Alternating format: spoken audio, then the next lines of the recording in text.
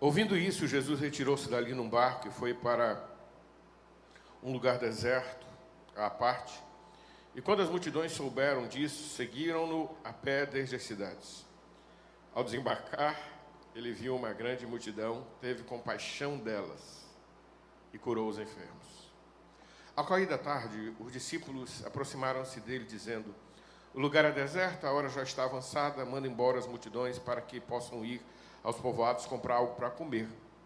Jesus, porém, lhes disse: eles não precisam ir embora. Vós mesmos dá-lhes de comer. Então eles lhe disseram: temos aqui apenas 5 pães e 2 peixes. E ele disse: trazei-os aqui. Depois de ordenar que as multidões se sentassem na grama, tomou os 5 pães e os 2 peixes, ergueu os olhos ao céu e abençoou-os a partir do pão, e partiu os pães. Depois os entregou aos discípulos e eles os entregaram às multidões. Todos comeram e se fartaram, e recolheram-se 12 cestos com os pedaços que sobraram. Os que comeram foram cerca de 5.000 homens, além de mulheres e crianças. Amém.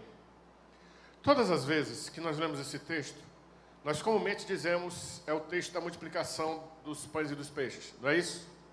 Só que aqui nós vamos ver Jesus exercendo compaixão com 2 ações. 2 ações. Se você ler comigo novamente o versículo 14, olhe para a sua Bíblia. Ao desembarcar, ele viu uma grande multidão, teve compaixão dela e curou os enfermos.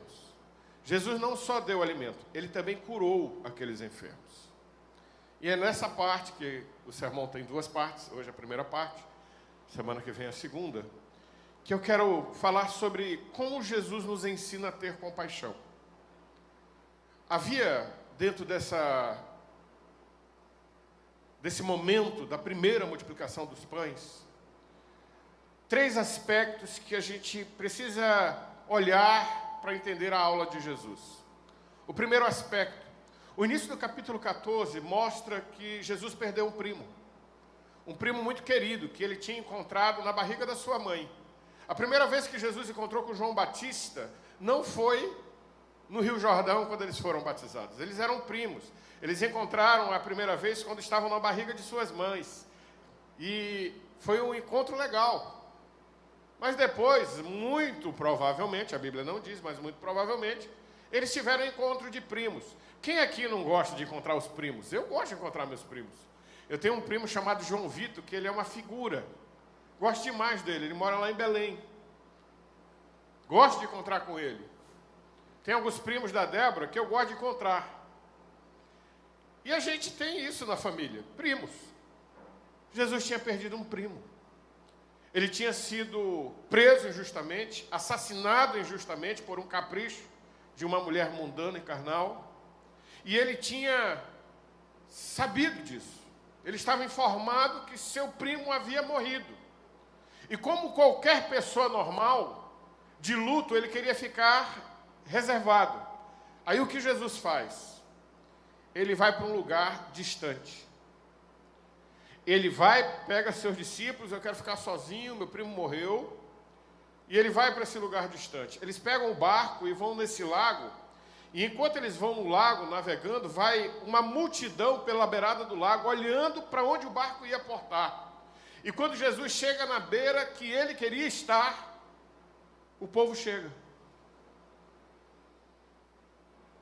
E o segundo ato importante de Jesus nos ensinar compaixão é que, ao ver aquela multidão, ele sentiu pena deles. Sabe quando você vê, como eu acabei de ver o Lobomir falar, assim, você sente de dentro algo assim, meu Deus, que coisa.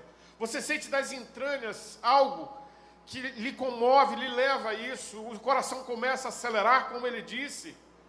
E você fica comovido por isso. Foi o que Jesus sentiu naquele dia. Porque ele vinha de um luto. E ele olhou para aquela multidão como ovelhas que não têm pastor. Ovelhas sem pastor vão para o abismo. Ovelhas sem pastor estão sem direção. Ovelhas sem pastor estão perdidas. Ovelhas sem pastor não têm pastos para comer. Ovelhas sem pastor têm necessidade de alguém exercer compaixão.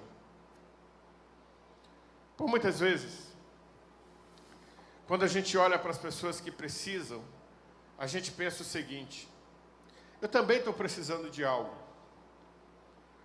Eu também necessito de algo. E não tem ninguém para me ajudar.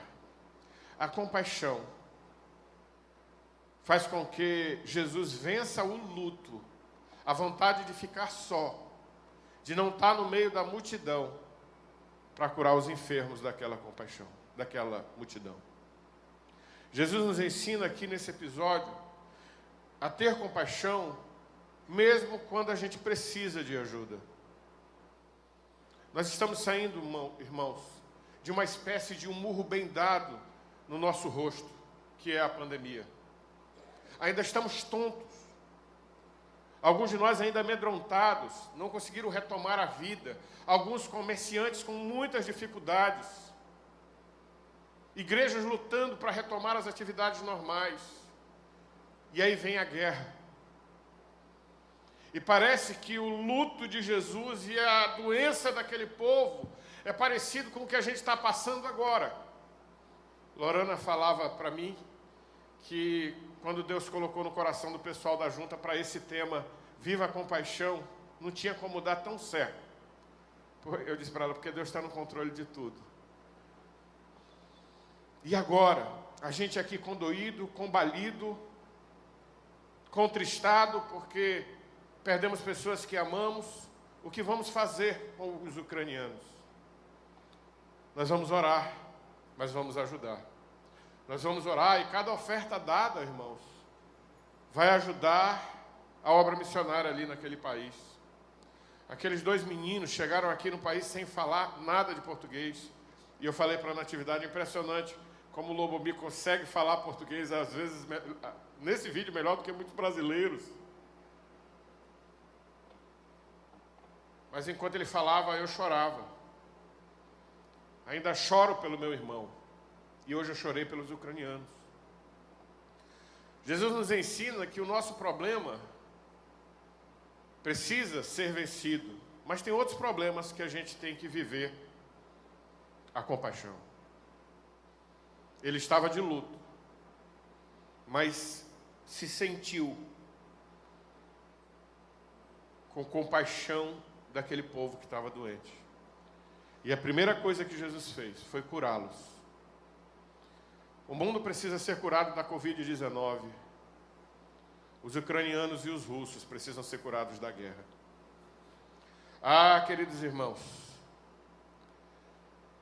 o segundo aspecto de que Jesus nos ensina sobre compaixão é que ele deu comida para aquele povo. Depois, ele ensinou os discípulos sobre ter compaixão, e a gente vai estudar isso nos outros domingos. Mas a primeira lição, o primeiro aspecto que a gente tira desse texto é que Jesus estava de luto, mas ele deixou o seu luto para exercer a compaixão. Agora, em um mundo que a guerra afeta todos nós, que a gente possa vencer as nossas questões, que são nossas, elas continuam, elas perduram, mas que a gente possa ajudar, orando, intercedendo, contribuindo, o povo sofrido desse país. Às vezes nós precisamos exercer compaixão com alguém que está perto de nós, e a gente diz assim, ninguém me ajuda, eu não vou ajudar ninguém. Jesus nos ensina, irmãos, aqui, a mesmo quando precisamos de algo, ajudar as pessoas que precisam de algo mais do que a gente está precisando. A gente precisa romper com o egoísmo e viver a compaixão. Que Deus nos abençoe. Vamos orar? Baixa a sua cabeça.